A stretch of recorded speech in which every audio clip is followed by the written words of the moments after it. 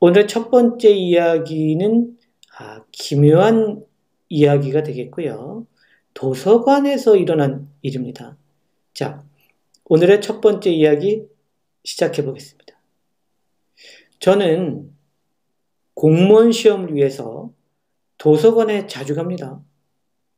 근데 혼자 갈 적도 있지만 친구랑 갈 때도 많아서 같이 공부하다 보면 우리도 모르게 떠들게 되는 경우가 있었어요. 그런데 그렇게 떠들 때마다 맞은편에서 우리를 노려보는 사람이 있었습니다. 어떤 남자였는데요. 인상도 그렇게 좋지 않고 무서웠어요. 그래서 어쨌든 그 사람 때문에 눈치가 보여서 공부에 집중한 면도 있습니다.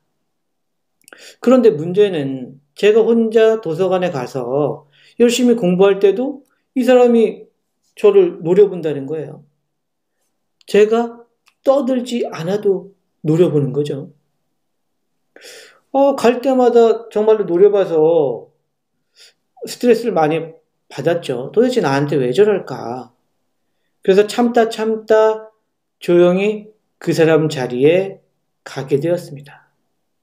그날은 옆에 저랑 같이 앉아서 공부하던 친구가 있었는데 그 친구는 괜히 일 만들지 말라고 하면서 저를 말렸지만 전 참기가 힘들었어요. 그래서 그 사람에게, 저를 노려보는 사람에게 가서 조용히 이야기했죠. 왜 계속 그렇게 노려봐요? 네? 그런데 이 사람이 대답이 없는 겁니다. 이상해서 왜 나를 무시하나? 그런데 오히려 그 사람이 앉아있는 옆자리에 있는 사람이 저를 이상한 눈으로 보는 거예요. 그래서 저를 노려본 사람, 옆자리에 앉은 사람이 저한테 지금 빈자리에 대고 뭐 하시는 겁니까? 이렇게 묻는 거예요. 저는 깜짝 놀랐죠? 그래서 친구를 불렀어요. 근데 친구도 제가 보는 그 사람이 보이는 겁니다. 결국 저랑 친구만 그 존재를 보고 있었던 겁니다. 아무리 생각해도 귀신이었던 것 같아요. 아무튼 우리를 노려보는 귀신에게 무척 놀랬고 그래서 그 도서관은 자주 안 가게 됐는데요. 나중에 알게 되었는데 저처럼 그 귀신이 노려보는 걸 겪은 사람들이 꽤 있었다고 해요. 그 도서관에서. 어찌됐든 그 후에 저는 시험에 합격했고 제 친구도 좋은 결과를 가져왔습니다. 네. 그 귀신 때문에 그 도서관을 안 가서 다른 도서관에 갔기 때문에 합격을 한 걸까요? 아니면 혹시라도 그 노려보는 귀신이 저나 제 친구를 도와줬던 걸까요? 궁금하기도 합니다. 아직도 그 도서관에 귀신이 있을지 말이죠. 오늘의 첫 번째 이야기, 기묘한 이야기였습니다. 두 번째 이야기는 무서운 이야기인데요. 산길에서 겪었던 이야기입니다. 네. 지금부터 오늘의 두 번째 이야기 시작하겠습니다. 저는 가끔 홀로 산행을 합니다. 주로 가는 코스는 사람들이 잘 가지 않는 길이에요. 왜냐하면 조용하고 또 시원하거든요. 게다가 마음의 안정도 찾고요. 그런데 언제부터인가 길을 걸을 때 어디선가 딱 소리가 나는 겁니다. 처음에는 무시했는데 계속 그 소리가 제가 산행을 할 때 어떤 같은 장소에서 들려오는 겁니다. 계속 똑같은 장소에서 들려오니까 호기심이 생기죠.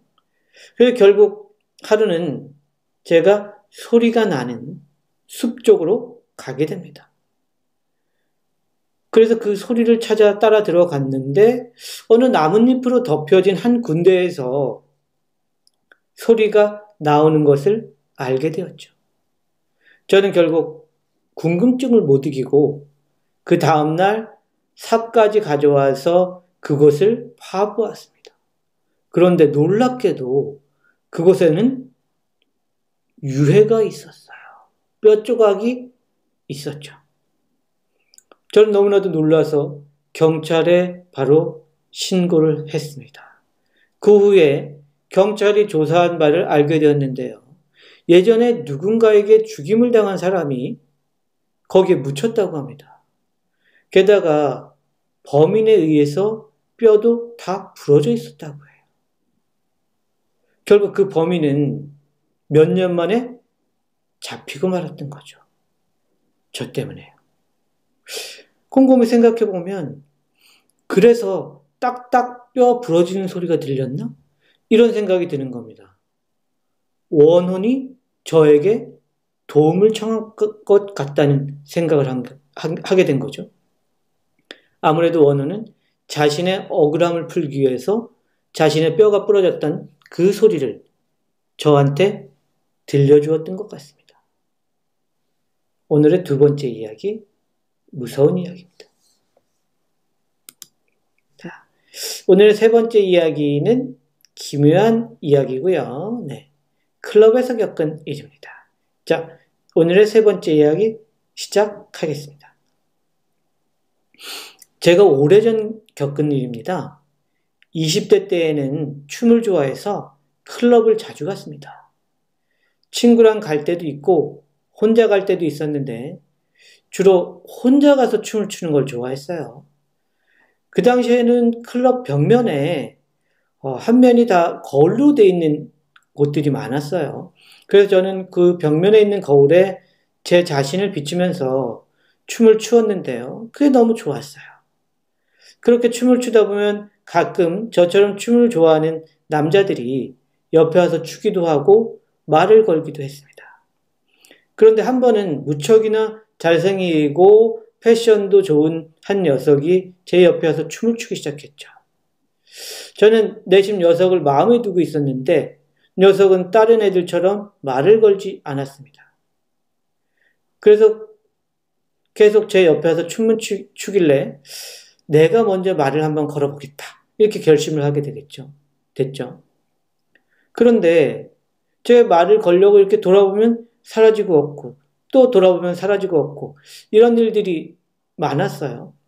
그러다 마침 제 옆으로 와서 춤 삼매경에 빠진 녀석을 보자마자 빠르게 저는 말을 걸었습니다. 그런데 제가 지켜보고 있는데도 불구하고 녀석은 제 앞에서 갑자기 사라졌어요.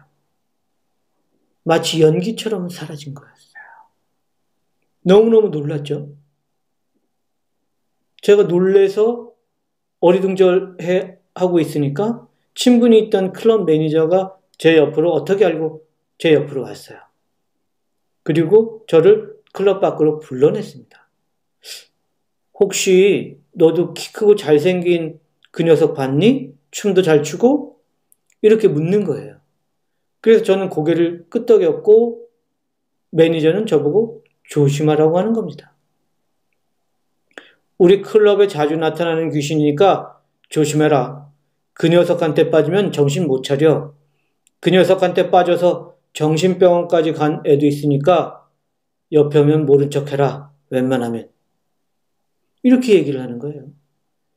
그때 저는 그 매니저의 말이 거짓이라고 생각했지만 후에 저와 비슷한 일을 겪은 사람들을 알게 되면서 매니저의 말이 거짓이 아닐 수도 있다는 생각을 하게 됐습니다. 그 후로 저는 바빠져서 자연스럽게 그 클럽을 안 가게 되었는데 많은 세월이 흘렀고 그 클럽이 아직도 있는지 모르겠지만 그 클럽이 있다면 그 잘생긴 귀신이 나타나는지 가끔 궁금해집니다. 한편으로는 귀신이 아니었다면 좋았을 텐데 이런 생각이 들기도 했죠. 워낙 잘생겼었거든요. 오늘의 세 번째 이야기, 기묘한 이야기였습니다. 네. 자, 그러면 또 다음 이야기 한번 가보겠습니다. 다음 이야기는 시청자 실화 사연이고요. 굉장히 기묘한 이야기고요. 황소사랑님이 보내주셨는데 오늘 듣고 계신지 모르겠습니다. 자, 그러면 오늘의 네 번째 이야기 시청자 실화 시작하겠습니다. 이번 이야기는 황소사랑님이 보내주신 실화 사연입니다. 다시 한번 황소사랑님께 감사하다는 말씀 올립니다. 그럼 이야기 시작하겠습니다. 제가 어렸을 때 경험한 이야기라서 혹여 진의를 의심하는 분도 계실 수 있지만 저의 형제, 누나들, 부모님들이 다 같이 보고 겪었기 때문에 거짓이 아님을 밝히고 이야기를 시작하겠습니다. 제가 초등학교 2학년쯤 되었을 때의 일입니다. 당시 저의 증조부는 저희 집 건너집에 살고 계셨습니다. 하루는 증조부가 주무시는데 갓을 쓴 남자가 마을 골짜기에서 나오시더니 같이 가자고 해서 증조부가 고함을 치면서 물러가라고 하셨답니다. 그런데 며칠 뒤 잠을 주무실 때 또 갓을 쓴 분이 찾아와서 같이 가자고 하길래 증조부가 내가 꼭 보고 싶은 막내딸을 한 번만 보고 가겠소 라고 말하고 돌려보냈답니다. 그 막내딸이 제게는 막내 고모 되시는 분인데 당시 고모는 서울에 살고 계셨습니다. 잠에서 깬 증조부는 내가 며칠날 몇 시에 죽을 테니 미리 준비해두라 이렇게 말씀을 하셨고 친척 어른들은 정말 그 말을 믿으시고 돌아가실 시각에 맞춰서 음식 준비를 하고 모여 있었습니다. 당시 집에 전화가 없어 연락이 어렵긴 했지만 어찌어찌 서울에 계신 막내 고모한테도 연락이 돼서 증조부는 돌아가시기 전에 마지막으로 고모 얼굴을 보고 편안하게 눈을 감으셨습니다. 그런데 증조부가 돌아가신 날 갑자기 우리 마을에 그전에는 전혀 본 적이 없는 새떼가 나타났습니다. 수만 마리 정도로 느껴질 만큼 많은 수의 새 무리가 목격된 겁니다. 집 주변과 뒷산까지 뒤덮은 새들은 쉭쉭 하고 엄청나게 큰 소리를 내면서 증조부가 돌아가신 큰 집 주위에 몰려들기 시작했습니다. 부모님은 저 새가 바로 저승새란다. 조상새라고 부르기도 한다. 라고 제게 말씀해 주셨습니다. 그 시절엔 5일장을 많이 지냈는데요. 그 수만 마리의 새들은 큰 골이라 불리는 골짜기에서 날아갔다가 다시 무리를 지어서 큰 집 주변으로 날아오고 다시 작은 골이라 불리는 골짜기로 날아갔다가 다시 돌아오기를 5일 내내 반복했습니다. 하도 신기해서 그 새를 자세히 살펴봤는데 크기는 참새만 하고 색깔은 전부 연두색으로 참 예뻤습니다. 시골에서 자랐는데도 한 번도 본 적이 없는 새였고 상을 치르는 5일 내내 큰 집과 골짜기를 오가며 날아다니던 그 새들은 5일장이 끝나자 감쪽같이 사라졌습니다. 그 이후 2년 동안 한 번도 본 적이 없었습니다. 그리고 2년 뒤 이번엔 저의 할머니가 돌아가셨습니다. 돌아가실 때 저도 할머니 곁에 있었는데 그 다음날 또 그 새가 나타났습니다. 철새나 텃새는 절대 아니었습니다. 그 저승새 혹은 조상새가 또 우리 집 주위를 빙빙 돌며 시끄럽게 울면서 하늘을 날아다녔는데 이번엔 수만 마리는 아니고 수천 마리 정도였습니다. 5일장을 치르는 내내 저희 집 주변을 맴돌다가 골짜기까지 날아갔다 오기를 반복하더니 5일장이 끝나자마자 또 흔적도 없이 사라졌습니다. 그 뒤로 몇 해 동안 그 새를 본 적이 없었는데 제가 중학교를 다닐 때 학교에 가다가 우연히 전봇대에 두세 마리가 앉아있는 것을 목격했습니다. 그 전봇대 근처에 우체국 배달부 하시는 아저씨 집이 있었는데 나중에 알고 보니 그 우체부 아저씨가 돌아가셨다고 들었습니다. 그 저승새라고 불리는 새가 참으로 신기해서 몇 년 전에 도감을 찾아보았는데 아무리 찾아도 연두색의 새를 찾을 수는 없었습니다. 혹시나 해서 문의도 해봤는데 전 세계 어느 새 도감에도 참새 크기의 연두색 새는 없다고 합니다. 어린 시절 부모님 말씀으로는 그 저승새가 죽은 영혼을 저승까지 인도한다고 하는데 너무 신기한 경험이었고 저승새에 대해 많은 분들이 모르실 것 같아서 글을 써봤습니다. 황소사랑님의 이야기는 여기까지입니다. 황소사랑님 사연 보내주셔서 너무너무 감사합니다.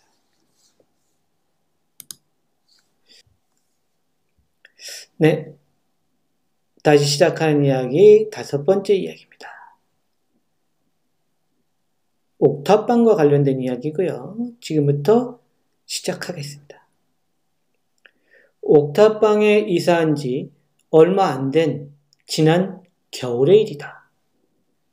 밤에 잠을 자는데 옥탑방 문을 두드리는 소리가 들립니다. 그런데 밖에 나가보면 아무도 없어요. 그런 일이 자주 반복되었습니다. 누가 장난을 하는 건가? 슬슬 짜증이 나기 시작했어요. 그러던 중에 새벽에 또다시 강하게 문을 두드리는 소리가 들려왔습니다.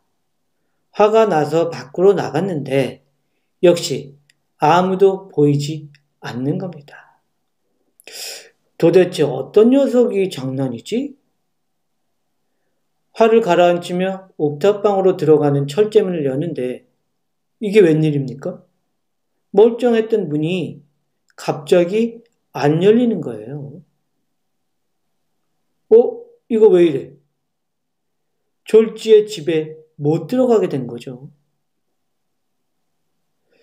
한참을 옥탑방 앞 옥상에서 추위에 시달리며 헤매다가 옥상 쪽으로 나 있는 옥탑방 창문을 잠그지 않고 자고 있었다는 걸 기억을 해냈어요.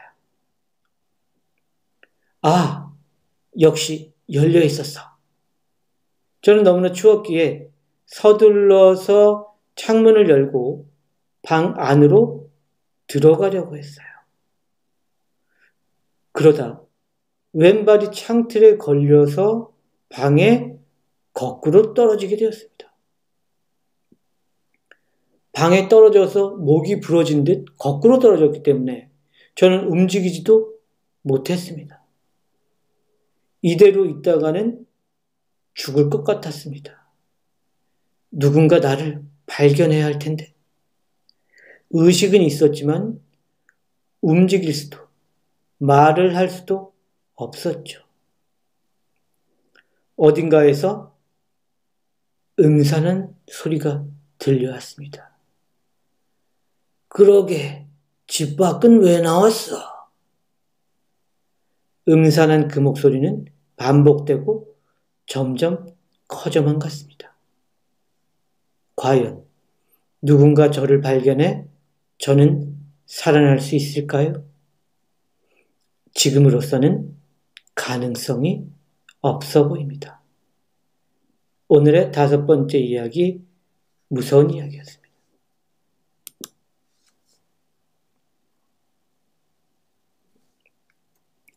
이번 이야기는 서윤님이 보내주신 실화 사연입니다.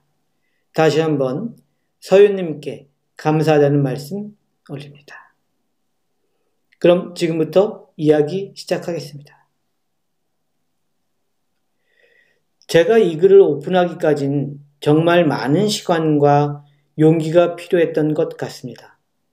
그만큼 저에겐 아픔이었고 큰 상처로 남았기 때문입니다. 아마도 소리나는 책방이 존재하지 않았더라면 영원히 제 가슴 속에만 묻어들 이야기였을 테니까요. 대체 무슨 일이 벌어진 건지 30년 전으로 돌아가 보도록 하겠습니다. 철컥 소리와 함께 굳게 닫힌 문이 열리자 나는 희미한 가로등 불빛 아래로 발을 내디뎠다. 12월 24일 크리스마스 이브. 아직 초저녁인데 주변은 온통 어둠뿐이었다. 3개월간의 수감 생활 끝에 성동 구치소를 나온 나는 새까만 하늘에서 내리는 쌀이 눈을 올려다보면서 옷깃을 세웠다. 저만치 떨어진 곳에서 낯익은 검은 그림자가 나를 향해 천천히 다가왔다. 너무도 그립고 보고 싶었던 와이프였다. 와이프는 내 곁에 다가와 아무 말 없이 내 손을 잡아주었다. 와이프의 온기가 전해지자 그제서야 나는 자유의 몸이라는 걸 느낄 수 있었다. 수감되기 3개월 전 나는 와이프와 결혼식을 올리고 신혼여행을 다녀왔다. 그리고 그 다음날 내가 근무하던 시내버스 회사에서 신설 노선으로 발령을 받았다. 당시 분당이 신도시로 커지면서 그와 동시에 확장 노선이 신설되었는데 내가 그 노선으로 발령받은 것이다. 신설 노선은 분당에서 을지로 오가를 왕복 운행하는 심야 좌석버스였고 격일 근무, 즉 하루 근무하고 하루 쉬는 형태였다.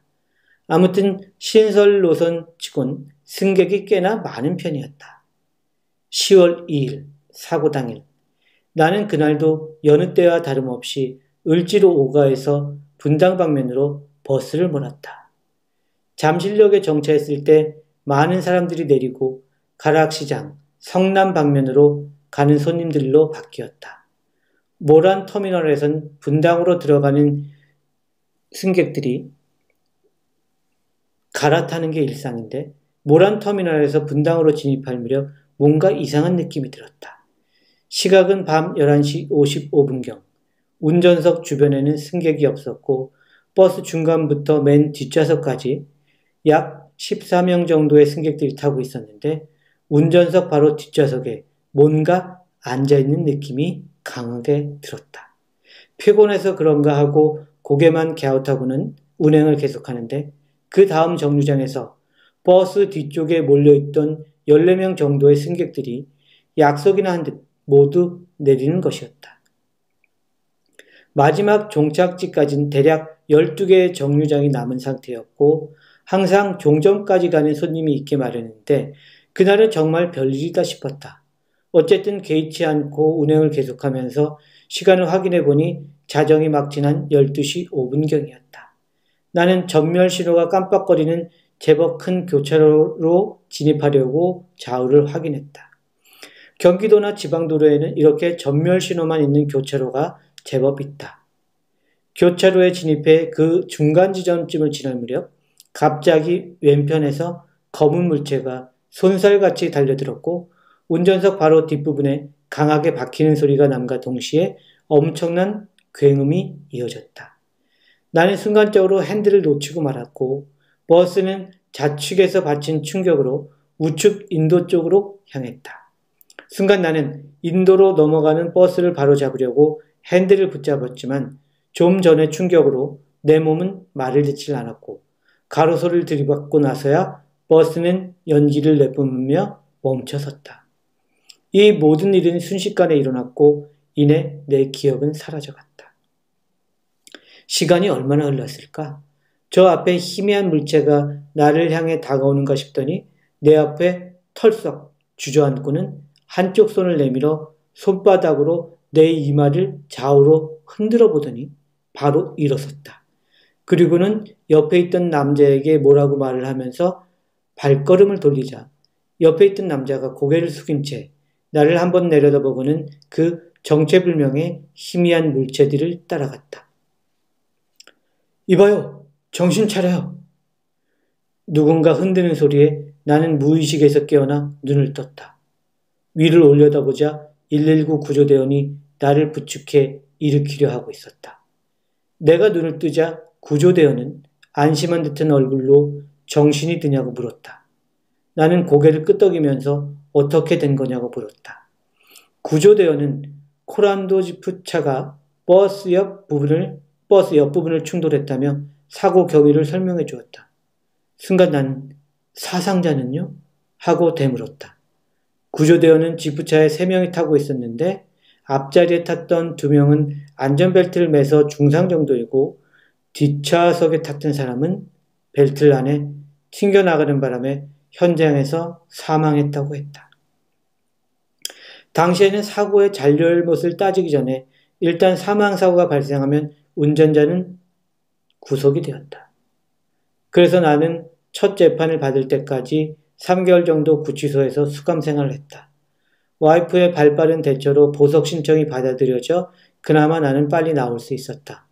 와이프는 내가 살아있어서 다행이라고 했지만 사고 당시 내 앞에 와서 나를 빤히 쳐다보던 의문의 형체는 과연 무엇이었을까?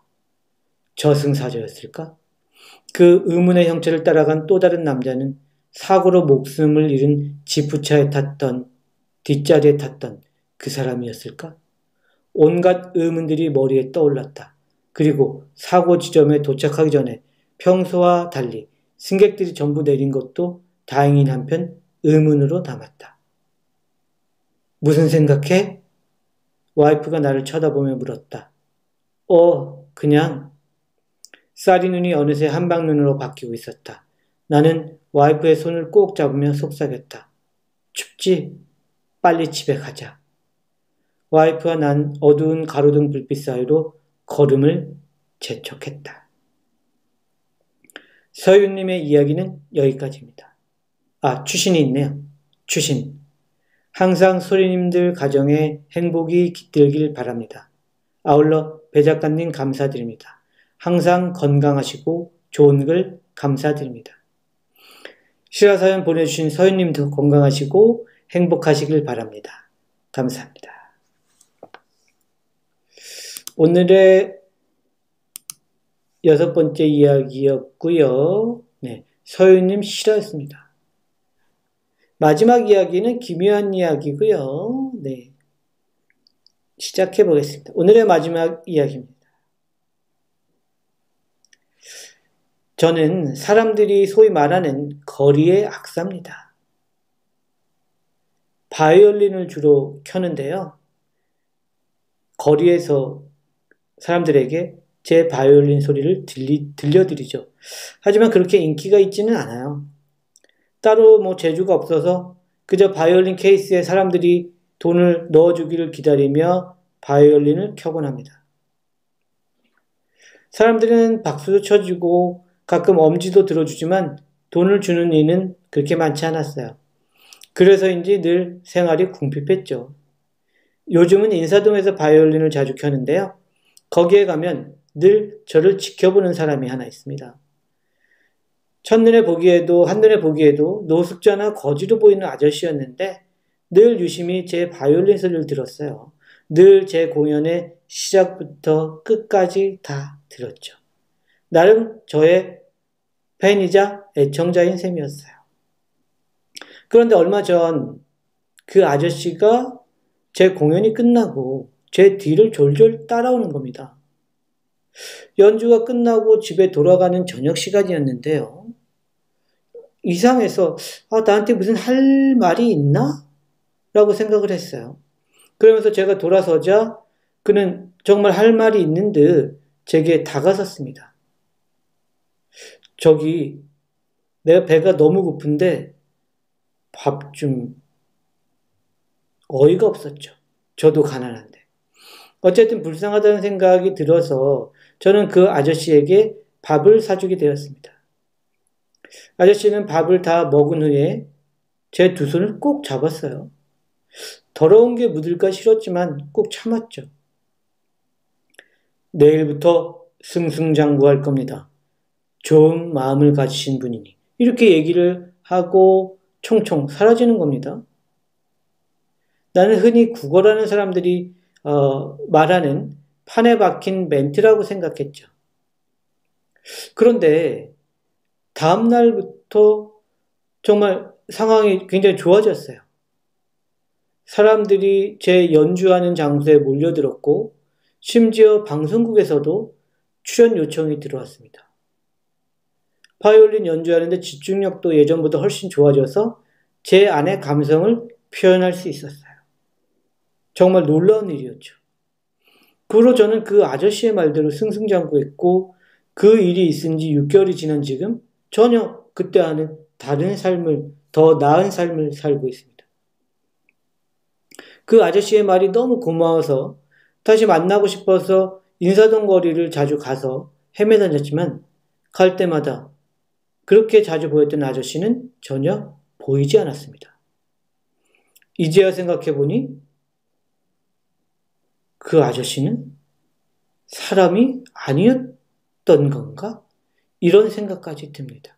왜냐하면 그 아저씨의 말대로 잘 됐고 그 후로 그 아저씨는 전혀 보이지 않았기 때문이었죠. 오늘의 마지막 이야기, 기묘한 이야기였습니다.